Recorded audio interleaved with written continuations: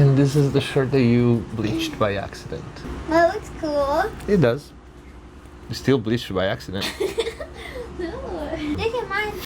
It's perfect, but I got enough requests from you guys to justify this video. Today we do an update studio gear tour on MixbusTV. Let's go.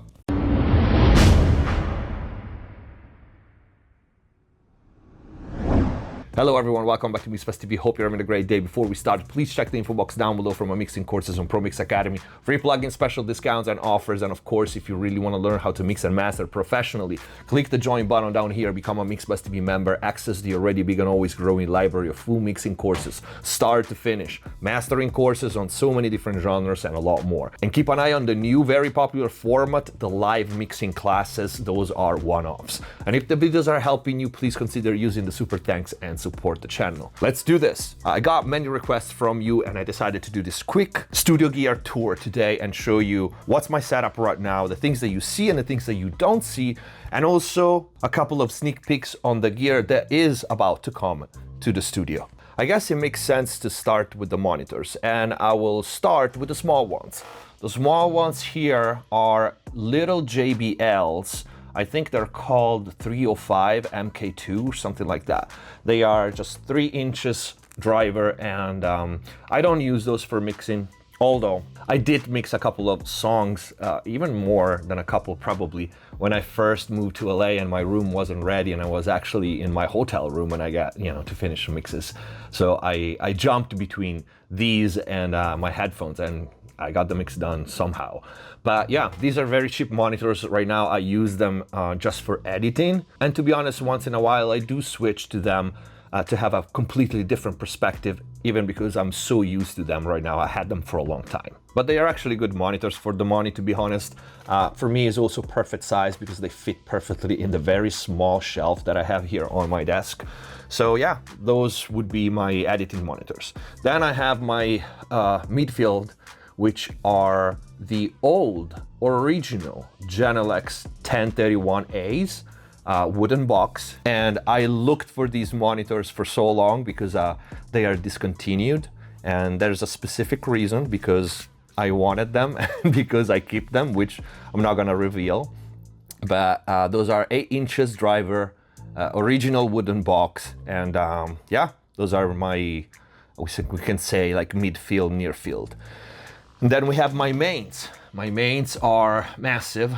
They don't, actually the video doesn't really do them justice, how big these monitors are, how deep these monitors are. These are Eve Audio SC3012.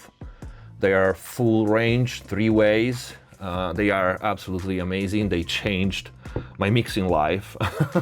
And I don't think I'll never change these monitors. They're just absolutely amazing. I love them to death. Next in front of me, I think it's the most important piece of gear, so to speak, which is my fiance, Bella, right there on my screen.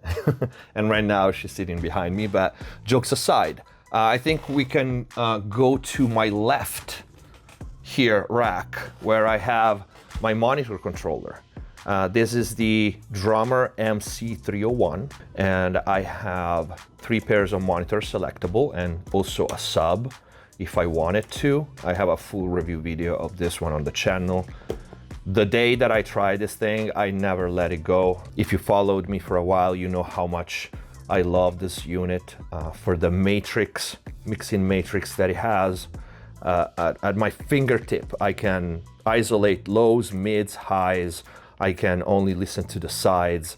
I can only listen to the mono. I can swap left and right. It literally is a mixing matrix that helps me, probably more than anything else, monitoring what I need to monitor for my mixes and masters. I have 2 output for headphones. I have a Q sources here, a source select for the output, digital and analog. I can connect anything to this. I also have a talkback if I needed to. Sometimes I do because I put the vocal booth and we record vocals here. But yeah, this is my monitor controller. It is absolutely amazing. And one thing that you don't see, and it's behind the desk, it's my mastering DA, which is a dangerous DA, and it's the twin of my capturing mastering converter, which is the Dangerous 80 Plus. So that's, you know, we kind of have all the monitoring covered with this. Headphones, sometimes I use headphones, and my favorites are the Sennheiser HD600. I've been using this for a long time. I also have another pair of ODs over there, which right now Bella is using them. I think they are the LCD one. And then I have a pair of closed back, which are the Status Audio. These are $50 and they are absolutely amazing. Great low end, and I use them to track usually because they're closed back and Bella likes how they sound, but they're actually really good closed back. Before going to the outboard, we have my 3 Motu interfaces. This is an AVB System extended, which starts with the 8 pre-ES, and then we have 116A here, 116A here, and they're all connected through a AVB switch by Motu, again with one Cat5 cable. So that's amazing. One of the reasons because the system is amazing, aside from the converters and the build quality of Motu stuff, it's just, you know, that they connect with one Cat5, saving you thousands of dollars in cables, and it's just amazing. I absolutely love it. So all my mixing outboard gear is connected to these 3 pieces AVB extended system, and then we have the mastering rig, which is instead the Dangerous 80 Plus and the Dangerous DA behind the desk. Behind the desk, I also have the power strips in 19-inch rack format, where all the gear is connected and they have switches, so I can, you know, if I need to, I can turn part of the gear off from there as well. But everything is connected to an UPS power unit with filters, with, you know, power saving, like a battery if the power goes down, so the gear doesn't shut down, the computer doesn't shut down like abruptly. I have the time to save the session and everything. And everything is connected to, I showed it before, this remote control here. All right, and from here I turn on big part of the studio with just one click. So all the units that don't have a front switch are connected to that switch, remote switch, and the big monitors, the monitors are connected to that, not the small one. I keep them on independently because sometimes I have to edit or, you know, maybe do a video and I don't need to turn the entire thing on, so I keep them independent.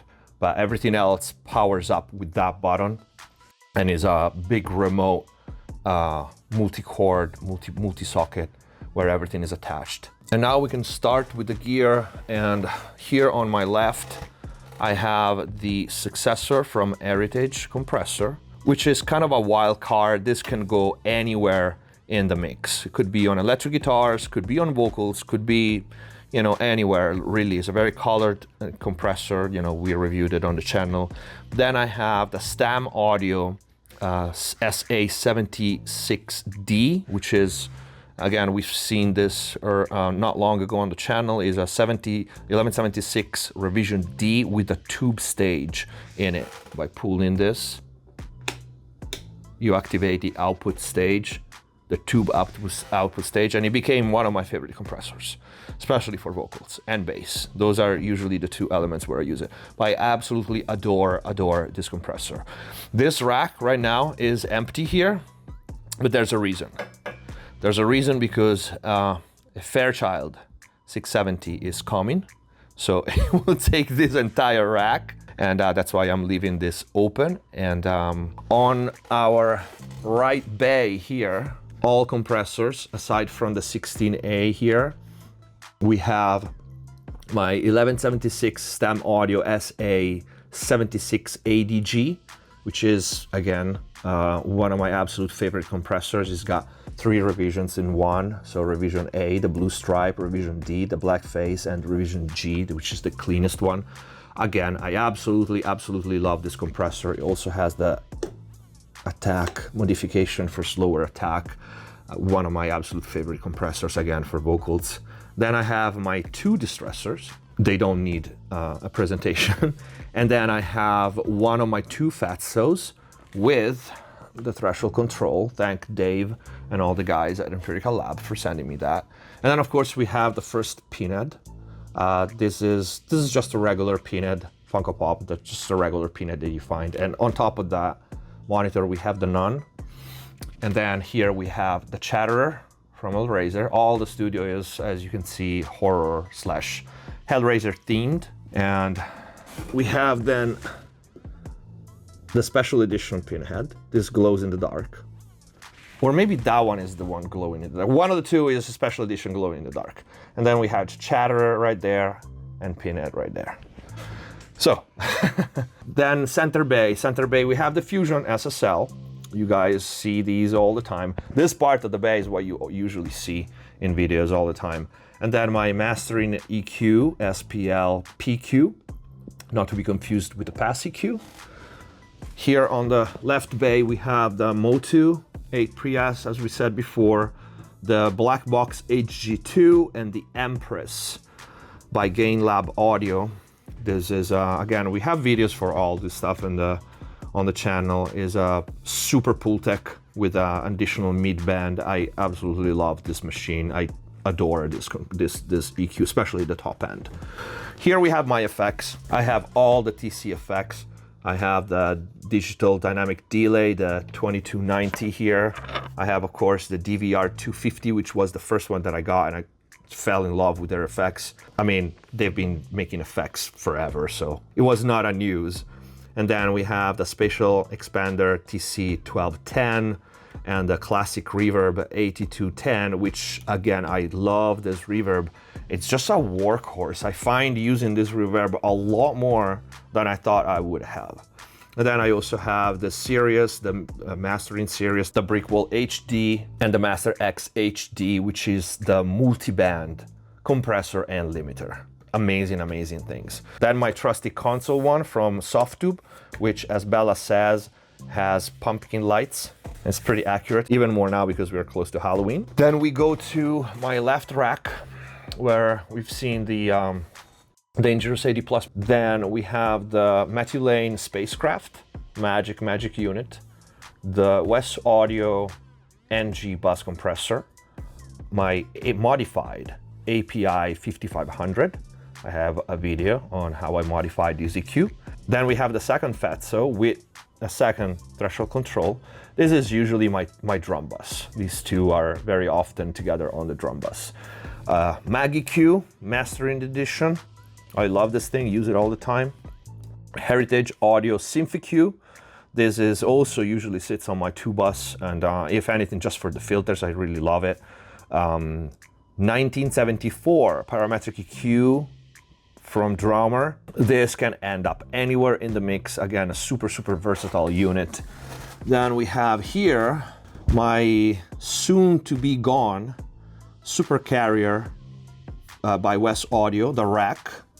Soon to be gone because I finally, after way too long, getting the Titan, which is Wes Audio proprietary rack that connects all the Wes Audio units with one USB. Right now, if you can see, I have like the RIA. Okay, so let's do this. This is my preamp, the 512C API. This is the Wes Audio Mimas 1176 with Carlin transformers in 500 series. These are my 2 Neve 542s, tape emulators. Then I have a Dione, Wes Audio again, RIA, Wes Audio again, amazing Barry Mu compressor. I love it for mastering as well. And then the Elysia Expressor. Now, if you see, each Wes Audio has a port, and right now I have only the RIA connected. That's because I have all the USB ports taken from all the effects and all the other USB stuff. So the Titan, the new rack, will allow to connect all the Wes Audio gear, including the new preamp that is right there, somewhere right there, without, first of all, having cables in the front, but most important, by connecting all the units that you have, no matter how many, with only one cable. So that's a big deal. Below that is a really special unit, is the Drummer 1976 multiband saturator analog and also stereo multiband stereo widener. Crazy fun unit to use, and it's always on my mixes. You never know where it's gonna end, but it's always on my mix, and it always makes a ton of difference. I really love it for like synth basses especially, and anything synth. Sometimes on guitars, but it's and background vocals, but it's just a great unit, so versatile, so fun to use. Then we have the third 16A here, and the two Golden Age, the Comp 3A, LA 3A style, and Comp 2A, LA 2A style. I still use them. They very often make the mix, especially when it's a high track count mixes or a lot of vocals. And then at the bottom, we have the Flock patch, which connects all the routing and manages all the routing for all the gear here. Yeah, right now, that's it, but that's right now. Because like I said, the 670 is coming, I'm waiting for it. The Titan, the new 500 series rack is coming, and two more hardware pieces are coming. And one, especially one, is very special. Hasn't been announced yet, so I can't tell you what it is. I have few units in boxes here and there. First of all, I don't have enough space, and second, how much hardware you can possibly need. At some point it kind of becomes more of a distraction, but yeah, that's pretty much it. I have few microphones here because we do record vocals here, but I have just few for Bella and a handful of selected artists that I either do full production for or I do vocal production. And what I have an SM7 here, Roswell microphone, and my OC818 from Austrian Audio. I think we have a JZ microphone. Actually, there's gonna be a video testing a couple of JZ microphones. It's gonna be interesting. But this is pretty much it. This is the setup right now as is. And again, I will show you the new units when they come and updates, especially on the Titan. I wanna show you that and how cool it is. But this is the video. I hope you guys liked it, and if you did, please don't forget to leave a like. Let me know if you have questions in the comments down below. Thank you for watching. Subscribe if you haven't already. See you next time. Hands on my neck, hands grip my throat, lift me up.